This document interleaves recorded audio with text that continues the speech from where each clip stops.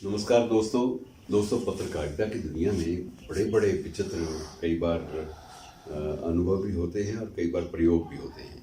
ऐसा ही एक प्रयोग हाल ही में एक महिला पत्रकार ने किया है। महिला पत्रकार यद्यपि मुझे सम्मान देती रही हैं, लेकिन मैं समझता हूँ कि वो अपनी उपलब्धियों के बूते पर मेरे से काफ़ी आगे जा चुकी हैं और मैं अब उनका सम्मान करता हूँ। और वो पत्रकार हैं वर्तिका नंदा। वर्तिका नंदा की देन जो है सबसे पहले चर्चा में आई तो वो इसलिए आई कि उसने जेल की जिंदगी के बारे में, जो कैदियों की जो एक मनस्थिति थी, कैदियों की जो भी मानसिकता थी, उसका अध्ययन किया और एक एक जिंदगी को उसने लोगों के सामने उसके दोनों पक्ष, नकारात्मक और सकारात्मक दोनों पक्षों को प्रस्तुत किया और जीने की एक नई प्रेरणा उन लोगों को दी कि तरीका जीने का कुछ और भी हो सकता है। जो आप में है, जो कला आप में है, उसके अनुसार आप बहुत कुछ आगे जा सकते हैं, लेकिन ये आप पर है कि आप कितना आगे जाते हैं। तो दूसरी जो प्रयोग धर्मिता उसने दिखाई है वो ये है कि उसने एक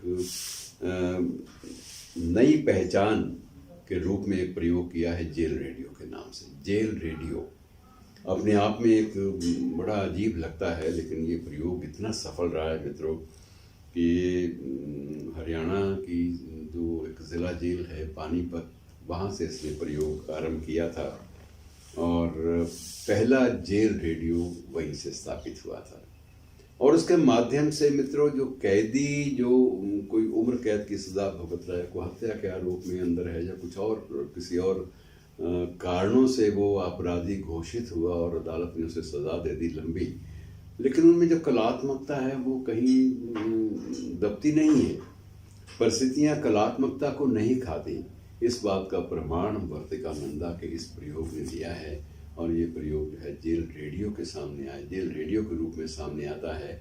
और उस जेल रेडियो के लिए इसने बाकायदा पुलिस प्रशासन से अनुमति लेकर एक एक कैदी को बुलाकर उनके अंदर छिपी हुई जो प्रतिभा थी उसको सामने लाने का प्रयास किया। उसके दो लाभ हुए। एक तो यह कि जब प्रतिभा सामने आई और प्रतिभा को जब सम्मान मिलने लगा, उसको मान्यता मिलने लगी, वो सामने आई प्रतिभा और उसमें नया निखार भी आने लगा, तो तब ये लगा कि जिंदगी के दोनों पहलू हैं। अंधेरा पहलू तो जिंदगी का एक अलग है, अपराध की दुनिया अलग है, लेकिन अपराध के साथ साथ अगर इन चीज़ों को, इन सकारात्मक चीज़ों को अगर हम थोड़ा सा भी उभार पे ले आते हैं, थोड़ा सा इनको बाहर ले आते हैं, तो ये ज़िंदगी में कितने बदलाव ला सकती है। इन बदलावों की जो गाथा है ये इस रेडियो के माध्यम से सामने आती है।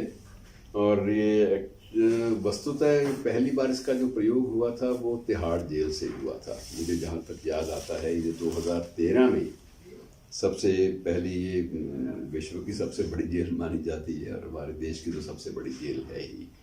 और तिहाड़ जेल एक ऐसी जेल है मित्रों जिसमें राजनीतिज्ञ भी रहे हैं और जिसमें अपराधी भी रहे हैं, सभी लोग रहे हैं। तो तिहाड़ जेल में सबसे पहली जो प्रयोग धर्मिता रेडियो सेवा की थी वो आरंभ हुई और उसके बाद इसे आगरा की ज़िला जेल में भी आरंभ किया गया। लेकिन इसने वस्तुतः जो एक नया रूप लिया वो पानीपत की ज़िला जेल से लिया और इन सब स्थानों पर पत्रकारिता की इस नई विधा, रेडियो पत्रकारिता की इस नई विधा ने करवट ली और एक नया इतिहास रचा। और सबसे बड़ी बात यह है कि सलाखों के पीछे भी रहने वाले जो हैं वो भी अगर गा सकते हैं या वो संगीत को एक नई दुनिया दे सकते हैं तो इसे अद्भुत माना जाना चाहिए। और इन सब चीज़ों को अगर हम थोड़ा सा भी आत्मसात करेंगे, गहराई में जाएंगे, तो लगता है कि मानव जीवन की जो विलक्षण गुणवत्ता है उसको अगर आप उभारेंगे तो नकारात्मकता अपने आप चली जाएगी। जितने भी आपके अंदर कलुषता है या जीवन के प्रति जो कुंठाएं हैं वो सारी की सारी हाशिए पे सरक जाती हैं और आपकी सिर्फ गुणवत्ता, जिंदगी के बारे में प्यार, ज़िंदगी से लगाव और ज़िंदगी के सकारात्मक पहलुओं से लगाव, उनके लिए जीने की इच्छा, ये बलवती उठती है और तब आपके अंदर कुछ भला काम करने की एक उमंग भी आती है। और उससे बहुत सारे लोगों की जीवन में जो बदलाव वर्तिका ने अपने इस प्रयोग से लाए हैं वो अद्भुत है। उनकी अपनी एक दास्तान है, उसका जिक्र फिर कभी, लेकिन ये एक अच्छा प्रयोग है जिसका स्वागत किया जाना चाहिए। धन्यवाद वर्तिका, धन्यवाद आप सबका।